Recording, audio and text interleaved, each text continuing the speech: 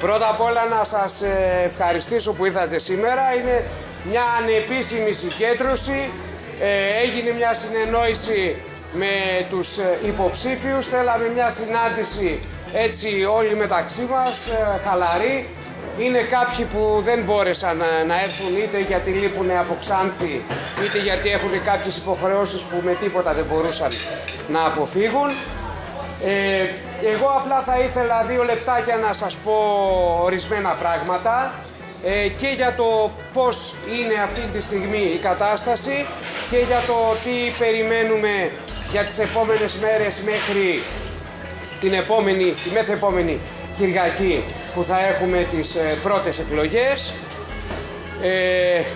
και μετά έτσι να ανακατευτούμε, να κουβεντιάσουμε, γιατί από αύριο το πρωί, ίσως και από σήμερα το βράδυ αργότερα, έχουμε να ξεκινήσουμε αυτό που πρέπει να τελειώσουμε το Σάββατο πριν τις 18 του μηνός. Θα ήθελα να πω ότι αυτές οι εκλογές είναι πάρα πολύ περίεργες, είναι σημαντικές, είναι διαφορετικές. Και στο Δήμο της Ξάνθης δεν έχουμε ξαναζήσει μια τέτοια κατάσταση, αλλά και στη χώρα μας έρχονται αυτές οι εκλογές σε μια συγκυρία η οποία είναι εντελώς διαφορετικές από τις υπόλοιπες. Ας σκεφτούμε ότι οι τωρινές δημοτικές αρχές προέκυψαν το 2010 μέσα σε ένα εντελώς διαφορετικό σκηνικό, το οποίο δεν έχει καμία σχέση με την τωρινή πραγματικότητα. Αυτό είναι κάτι που εμείς θέλουμε να το θυμίσουμε, γιατί πάρα πολλοί, αρκετοί από τους άλλους υποψήφιους θέλουν να το αποφεύγουν. Θέλουν να το αποφεύγουν και θέλουν να το ξεχνάνε. Και γίνεται αυτό γιατί έχουν άμεση εμπλοκή και ευθύνη με εκείνες τις πολιτικές που τα τελευταία 4 χρόνια έχουν στηρίξει τα μνημόνια και έχουν στηριχτεί από αυτούς τους ανθρώπους, με εκείνες τις πολιτικές που τα τελευταία 4 χρόνια έχουν στραγγαλίσει ουσιαστικά την τοπική αυτοδιοίκηση. Και εδώ είναι η μια από τις διαφορές του δικού μας λόγου όταν βγαίνουμε έξω και συζητάμε με τον κόσμο, όπου ζητάμε και οι άλλοι υποψήφοι να μας πούνε ξεκάθαρα τη γνώμη τους, την άποψή τους και ποια είναι η θέση τους γύρω από τη γενικότερη πολιτική κατάσταση.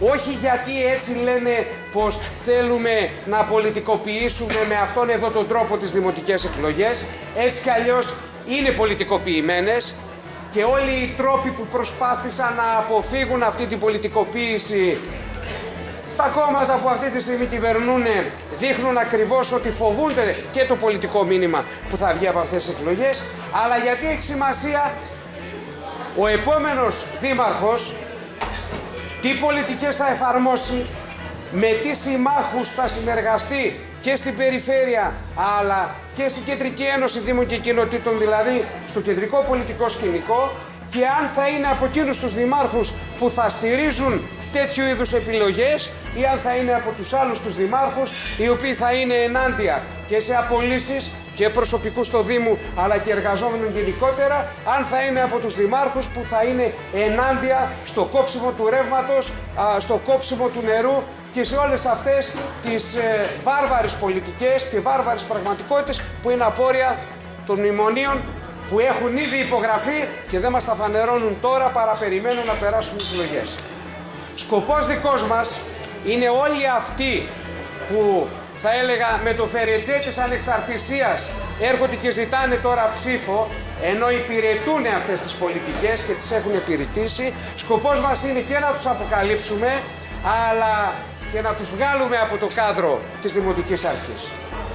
Και μια και μιλάμε για κάδρα, εδώ και λίγο καιρό η φωτογραφία έχει βγει. Οι 3 συνδυασμοί που είναι επικεφαλής ο Πάπης ο Δημαρχόπουλος, ο Δημήτρης ο Μπένης και ο Χρήστος ο Πούλιος, είναι συνδυασμοί και οι 3 του πολιτικού κατεστημένου στο Δήμο της Ξάνθης. Ξέρουμε και ποιοι είναι οι ίδιοι, ξέρουμε και ποιοι είναι οι άνθρωποι που στελεχώνουν τα ψηφοδέλτια τους και ζητάνε την ψήφο μας, ξέρουμε ποιες είναι και οι πολιτικές τους ταυτότητες, άσχετα αν θέλουν να λέγονται ότι είναι ανεξάρτητοι, είναι μια ανεξαρτησία, επαναλαμβάνω, που τους βολεύει, να αποφεύγουν και τις ευθύνες τους, γιατί στις προηγούμενες εκλογές καταλάβανε και μια δημοτική αρχή και χειριστήκανε πράγματα του Δήμου με τα χρήματα της Νέας Δημοκρατίας και του ΠΑΣΟΚ. Ξέρουμε ότι η Νέα Δημοκρατία και το ΠΑΣΟΚ και οι σχηματισμοί αυτοί στην Ξάνθη έχουν επιλογές, υποστηρίζουν συγκεκριμένους ανθρώπους. Ξέρουμε ότι οι δύο βουλευτές που δεν ήταν εδώ, ο κύριος Κοντός και ο κύριος Αλτούρος, αφενός με τα δύο χέρια έχουν ψηφίσει όλα τα μνημόνια. Ο κύριος Κοντός κυρίως είναι υπεύθυνος και με την υπογραφή του για το κλείσιμο ένα σωρό συνεταιριστικών. Ο κύριος Πούλιος βρέθηκε στην μεταπώληση της ΕΚΑΠ στον κύριο Σαββίδη ως διευθυντικός τέλεχος και αποχώρησε κατόπιν ευδοκίμως με τους χαιρετισμούς του Διευθύνοντα Συμβούλου για τον επόμενο δήμαρχο. Έτσι λοιπόν όλοι αυτοί λέμε ότι είναι στο υπάρχον πολιτικό κατεστημένο και στο ίδιο κάδρο. Και είναι και στο ίδιο κάδρο για έναν λόγο ακόμα που είναι φανερός. Ο υπάρχον συνδυασμός του κυρίου Στυλιανίδη που αποχωρεί έχει διαχυθεί και έχει μοιραστεί σε αυτούς τους τρεις. Έτσι χαρακτηριστικά και εύκολα θα έλεγα, ψηφίζοντας τον Πάπη τον Δημαρχόπουλο, ξέρουμε ότι έχουμε μαζί και την πλειοψηφία των υπαρχόντων Δημοτικών Συμβούλων. Και τι άραγε θα κάνει διαφορετικό από αυτά που δεν μπόρεσε να κάνει τώρα όντας πρόεδρος του Δημοτικού Συμβουλίου. Ψηφίζοντας τον Δημήτρη τον Μπένη, έχουμε πάλι συμβούλους από το υπάρχον σχήμα. Και τι διαφορετικό θα κάνει και αυτός που μέχρι τώρα ακόμη σε προεκλογική περίοδο εξακολουθεί να είναι ο νούμερο 1 αντιδήμαρχος, που δεν τα έκανε τόσα χρόνια και θα μπορέσει να τα κάνει από εδώ και πέρα. Και έχουμε και τον Χρήστο τον Πούλιο, ο οποίος συστάθηκε την ανάγκη για να πάει μπροστά ο πολιτισμός να έχει στο συνδυασμό του το Μανώλη του Φανουράκη.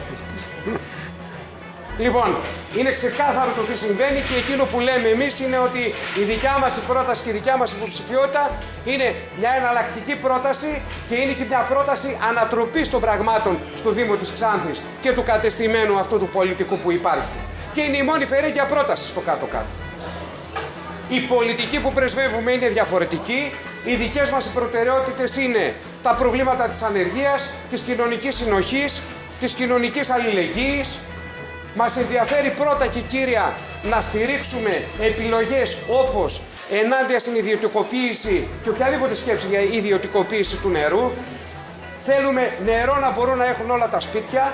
Θέλουμε έναν Δήμο που θα κάνει τα πάντα για να μην κοπεί το ρεύμα από κανένα σπίτι. Θέλουμε έναν Δήμο που θα στηρίξει τους ανέργους και θα τους στηρίξει όχι μόνο με ψηφίσματα, αλλά θα είναι εκεί πέρα μπροστά κάθε μέρα για να παλεύει για αυτούς, αλλά θα τους στηρίξει και με τις δικές του δυνάμεις, τις προσπάθειες για την πληροφόρηση, για επιχειρηματικότητα άλλου τύπου, για τις κοινωνικές συνεταιριστικές επιχειρήσεις, για όλες αυτές τις προτάσεις που τις ξέρουμε, τις έχουμε εξεργαστεί.